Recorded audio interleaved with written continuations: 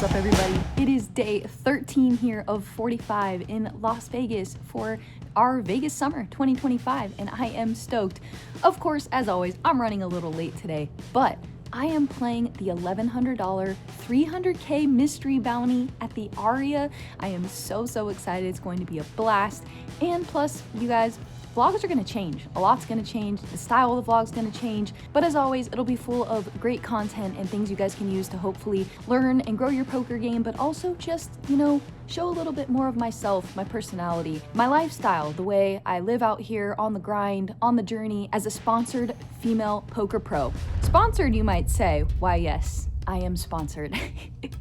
I was with another company for a couple years, and while that was a great start, a great kickstart to my journey and to my career, I couldn't be more thankful for Tom at Above the Felt, my agent, for helping me orchestrate this new venture, and I'm very excited. So I'm finally ready to announce it. I've finally been approved to announce it. I've been dying to say, all of you guys have been asking me, and I've been wanting to tell you so bad. This sponsorship is the sponsorship of a lifetime. It's the dream. It's what I've worked for every day for the past 4 or 5 years. Never thought that I would be here in this position, making vlogs, making content, and playing poker for a living and traveling the world, literally doing this. So all that being said, guys, say hello to your new BetMGM sponsored pro. So we're gonna put this patch on. So I get to be an ambassador and travel around representing a brand that really cares about poker and the community and growing the game. I couldn't be more thrilled, guys. And yeah, you guys have been on this journey with me, some of you since day one, and I can't thank you enough. All right, guys, first time wearing the patch, gonna get out there and play some poker at the Aria, $1,100 mystery bounty. Let's go get it. By the way, guys, I said it was a 300K guarantee. That was yesterday's.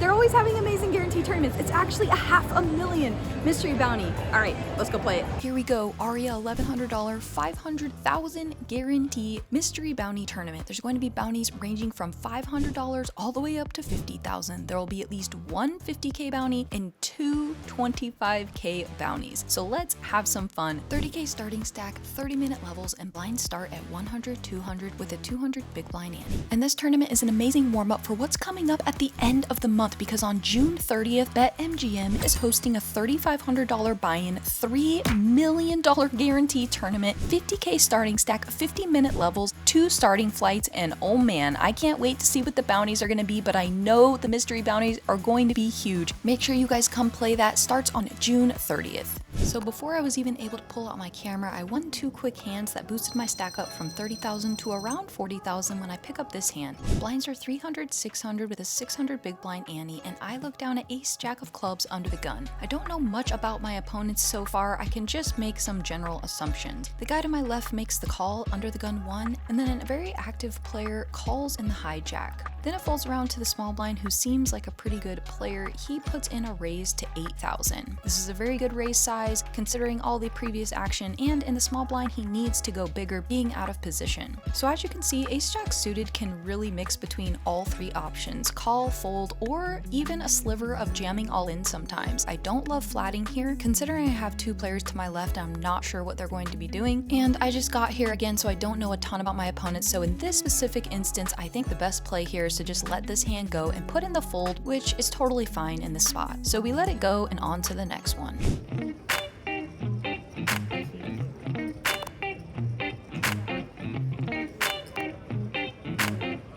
I folded for what felt like forever, and now the blinds are 500, 1,000, 1,000, and I have 37,000 in my stack. Under the gun raises to 2,000. It folds around to me in the big blind, and I look down at pocket 7s. Definitely going to be peeling here out of the big blind, so we call and head to a flop of 9 of diamonds, 8 of hearts, 3 of hearts. On this board texture, facing an under the gun raise, we're not going to be doing anything other than checking it over to our opponent. He now bets 3,500. So this bet is actually a little bit on the larger side, and this takes away some of our check raises. However, pocket 7s would mostly be a hand we'd just be calling. But the problem here is when my opponent chooses this size, it kind of handcuffs handcuffs us a little bit, and he is representing a strong hand. So my question I ask myself is, by calling here, am I going to be able to realize my equity? If I raise here, what is that going to accomplish? And in this spot, I just didn't see a clear path to get to showdown, and my opponent, from what I can tell, probably plays pretty straightforward. And as you can see with our exact combination, it's just going to be a fold around 35% of the time. If we had a heart, we would definitely continue, but just a little bit exploitatively here,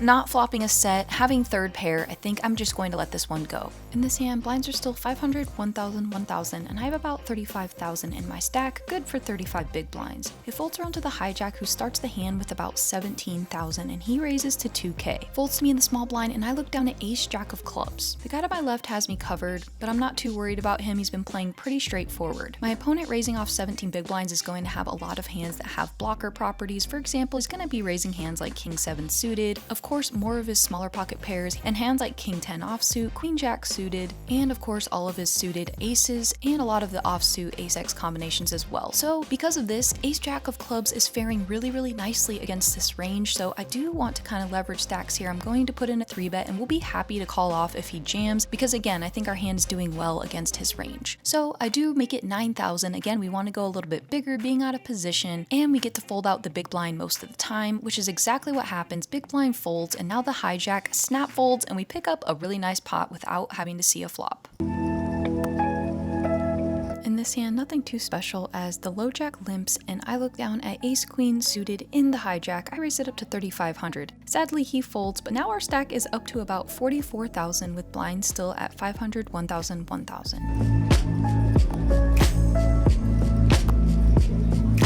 In this hand, it folds around to the small blind, he puts in the limp. I look down at 8-5 of hearts. This hand is definitely smack dab in the middle of my checking range, so we are going to head to a flop of queen 6 deuce with 2 hearts, and now my opponent checks it over to me. We have 8 high, a flush draw, and backdoor straight draws, and we have position, so I think those are all great reasons to start putting in chips, and we don't need to bet big here. I bet 2 big blinds, my opponent quickly folds, and we scoop this pot. In this hand, I'm in early position with ace 8 of clubs, and I raise it up. It folds around to the big blind, and he thinks forever and ever. He took almost a minute and a half counting his stack and then asking to see mine, and then he finally lands on jamming all in. So we're gonna snap fold here after waiting almost a minute and a half for him to make a decision, and we're gonna move on to the next hand.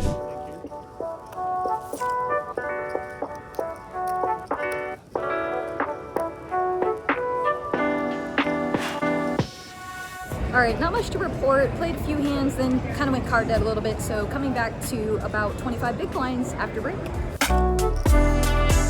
At this point, I have about 28,000 in my stack, and blinds are 1,000, 1,500, 1,500 after the break. It folds around to the low jack, and he puts in a raise to 3,000. Folds to me on the button, and I look down at pocket nines. This is going to be a slam dunk jam here for a number of reasons. When we jam here, we still have a ton of fold equity and can fold out hands that have a lot of equity against ours. For example, a hand like king jack offsuit, hands that aren't going to want to call a jam for almost 20 big blinds. If our opponent happens to have a hand like pocket 8s or 7s, then we just get to win a big hand if our hand holds up. And lastly, if we do get called by a hand like king queen suited, ace king, or ace queen for example, well, we're happy to flip here because we're trying to gain chips and ladder up in this chip EV spot. So we do jam, and then the low jack puts in the fold, so now we scooped up a decent amount of big blinds, putting in the rip.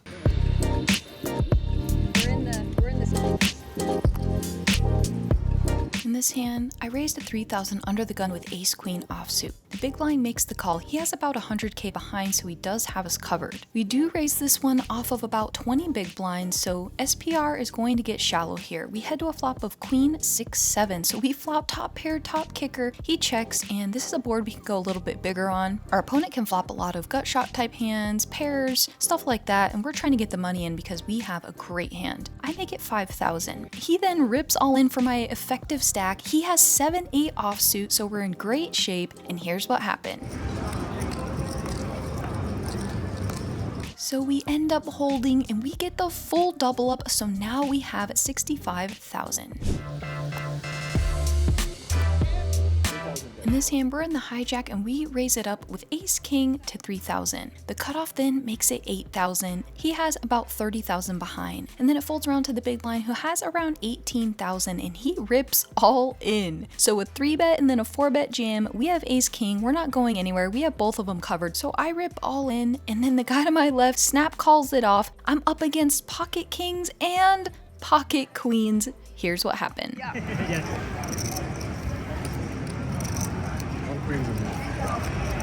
This would have been a pretty sweet spot to spike an ace, but we do not, and we end up losing about 30,000. So now we're down to about 15 big blinds as blinds just went up to 2K. So now I have about 16 big blinds. It folds around to me in the low jack, and I look down at queen jack offsuit. This is one of those hands where we want to raise it up and try to get heads up with a big blind, or obviously just take it down. We're not going to be calling off if we get raised here, but our hand is a Broadway hand and we block some strong stuff. So this is a spot where I'm just hoping I can just take it down, and that's exactly what happens. We raise it up to 4,000, our opponents fold, and we get to take down some precious big blinds. In this hand, the hijack opens. It folds around to me in the small blind. I have about 13 big blinds and look down at king, queen of clubs. This is a slam dunk jam, so I rip it all in. Big blind folds, the hijack snaps, he has jacks. We're off to the races, and here's what happened. All right, I don't hate it. Fair fight. It's got jacks. Oh no, that's not a good club. Hold. So we spike the queen and we end up winning the flip. So now we're back in action. We have about 56,000 at 2K big blind.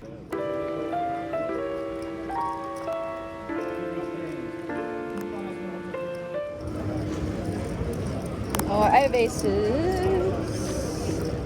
Wow. Hey, guys. Oh my god.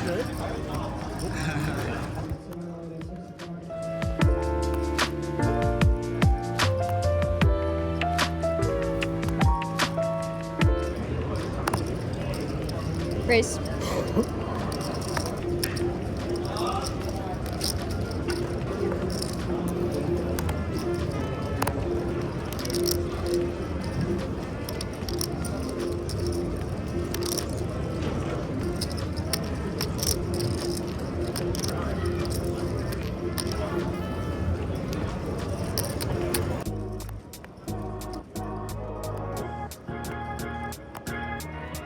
Alright, not the greatest couple levels there for us. Nothing significant, just blinds go up, your stack goes down, you call a few bets in the big blind, and all of a sudden, you're left with 25,000 at 4K big blind.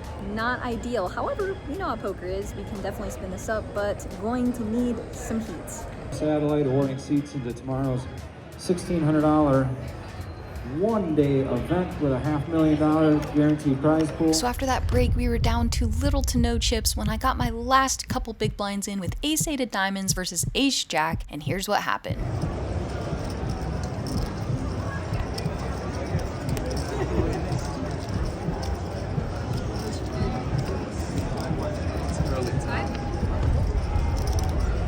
Alright, bad news, busted. Good news though is 3 Coins having a birthday party right now at the Veered Tower, which is right here. So gonna go check out 3 Coins birthday party. The guy does it big, so should be a fun time. Heard there's food, of course drinks, but we're not drinking this trip. So yeah, let's go check out this birthday party. All right, I didn't really want to film in that party because I think it was a private event, but super fun. Shout out to my friend Randy, aka 3 Coin. We've battled before on some live streams. Super dope guy and creating an awesome brand. So anyway, I think that's gonna be a wrap for today, guys. I gotta get ready for day 2 of the Monster Stack tomorrow. Really excited about it. We've got some chips, so it's time to go to work tomorrow and put those chips to use. All right. Well, probably going to end up grabbing some food in a little bit. Hopefully maybe even doing a little bit of a workout, but that's gonna be a wrap here for the Aria 1100 mystery bounty. I hope you guys enjoyed the vlog. If you did, would you do me a huge favor and go all in and like, comment, subscribe? It would mean the world to me. We are just getting started on this crazy journey. It's only up from here. I'll see you guys next time.